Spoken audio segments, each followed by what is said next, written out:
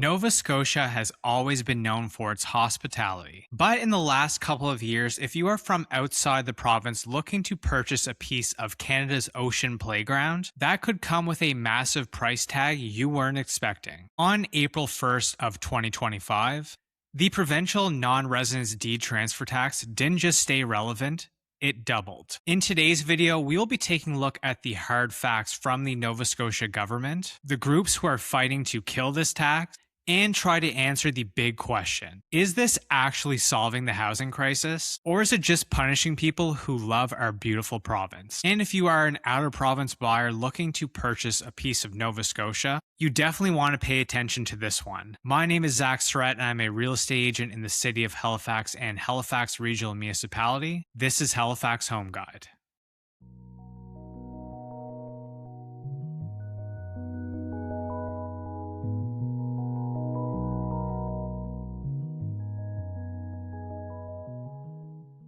So to start off, we are going to get into what this actually is.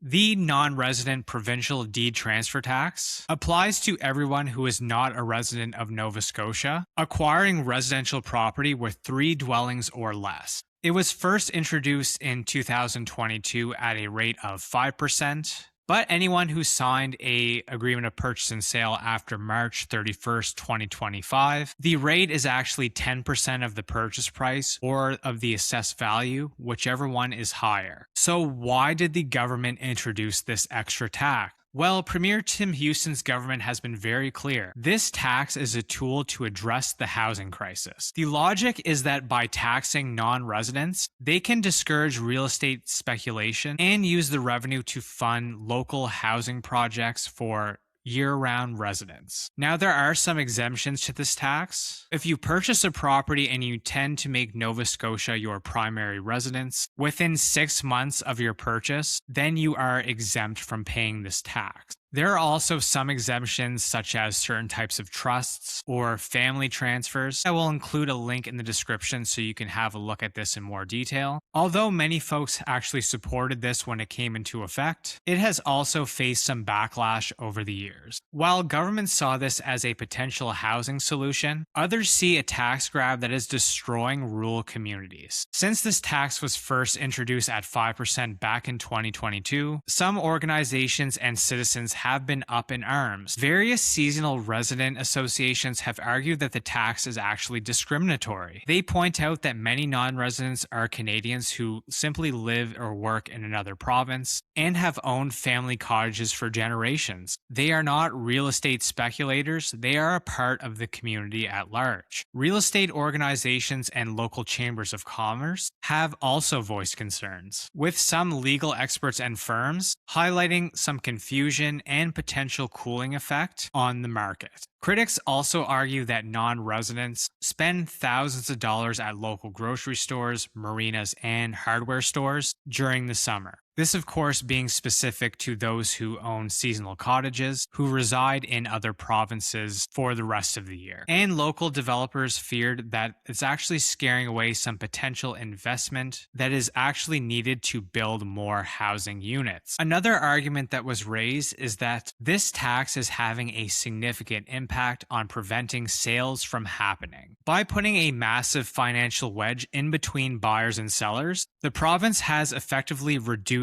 the buyer pool. Real estate professionals are seeing a clear trend. Potential buyers simply aren't just giving up on their dreams, they're taking their money next door. Why would you pay an extra 10% to purchase a home, say in Cumberland County, when you can simply cross the border into New Brunswick and put more money in your pocket? This tax on a transaction is actually slowing the very economy that many rural areas rely on. Beyond the numbers, there is a serious concern about reputational harm. Many argue that this tax sends a message that we are not open for business, which replaces our community-focused image. What about what I'm experiencing in my own personal business? Well, the biggest deter for me is family who are looking to purchase a small condo for their child who is attending post-secondary education. Well, to be quite frank, most out of province buyers that I talk to don't even know this tax even existed in the first place. And they are absolutely shocked once I tell them about it. And I can tell you that 9 times out of 10, when faced with this scenario, they ultimately decide not to buy. Well, that is bad news for somebody who is trying to sell their condo in Halifax, especially since that market is slowing or relatively flat. So, fast forward to 2026.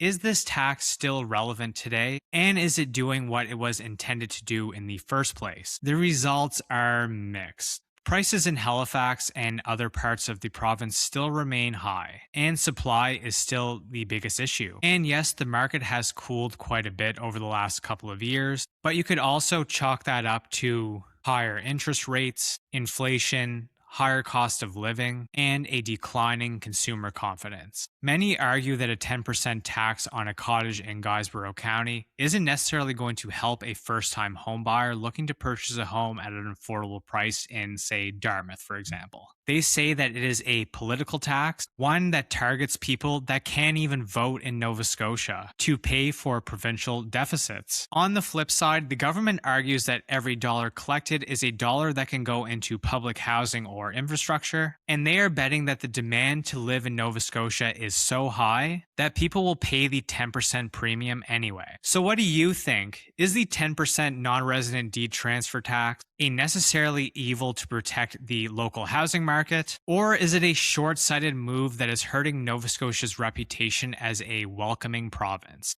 If you are a non-resident who is dealing with this or a local citizen who has seen its impact, I want to hear from you in the comments below. Make sure to hit that like button, subscribe to the channel if you haven't already, and I look forward to seeing you in the next one. Take care for now.